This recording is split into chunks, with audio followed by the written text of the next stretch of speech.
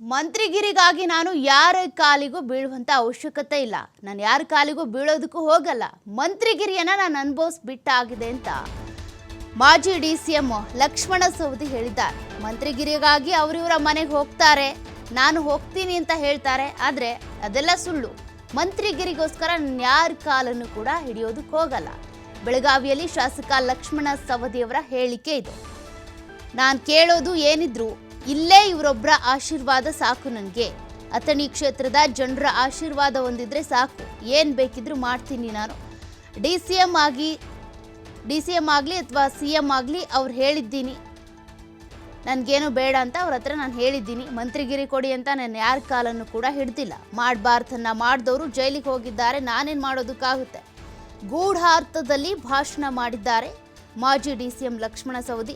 ಭೂಮಿ ಪೂಜೆ ನೆರವೇರಿಸಿದ ಮಾಜಿ ಡಿಸಿಎಂ ಲಕ್ಷ್ಮಣ ಸವದಿ ಈ ರೀತಿಯಾಗಿ ಹೇಳಿಕೆಯನ್ನು ಕೊಟ್ಟಿದ್ದಾರೆ. ಮಂತ್ರಿಗಿರಿಗಾಗಿ ನಾನು ಅವ್ರ ಹತ್ರ ಇವ್ರ ಹತ್ರ ಹೋಗ್ತೀನಿ ಅಂತ ಕೆಲವರು ಹೇಳ್ತಿದ್ದಾರೆ, ಆದರೆ ನಾನು ಯಾರ ಹತ್ರನೂ ಹೋಗಲ್ಲ. CM Siddaramaiah, DCM D K. Shivakumar ಇವರಿಬ್ಬರ ಹತ್ರನೂ ಹೇಳಿದ್ದೀನಿ, ನಾನು ಯಾವ ಸ್ಥಾನಮಾನವನ್ನು ಕೇಳೋದಿಲ್ಲ ಅಂತ. ಸದ್ಯಕ್ಕೆ ಶಾಸಕನಾಗಿ ಕಾರ್ಯನಿರ್ವಹಿಸ್ತಾ ಇದ್ದೀನಿ ಅಂತ ಹೇಳಿದ್ದಾರೆ. ಮೂರು ಅವಧಿ ಆರಿಸ್ಕೊಂಡು ಓಟ್ ಹಾಕ್ಯಾರ. ಮೂರು ಅವಧಿ ಆಗೋಟ್ ಕೆಲಸ ನಾವು ಮಾಡಬೇಕು. ನಾನು ಮುಖ್ಯಮಂತ್ರಿಗಳು ಮಂತ್ರಿ ಕಂಟ್ರಿ ಬಿಟ್ಟು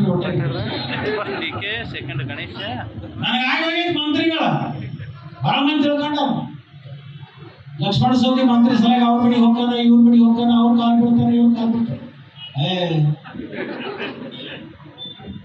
ಸಿದ್ದೇಶ್ವರ ಅವರ ಭಾಷಣ ಕೇಳಿದವ ನಾನು, ಅವ್ರ ಅನ್ಯಾಯ ನಾನು ಅದ್ರ ಬಗ್ಗೆ ತೋರಿಸ್ತಾನ.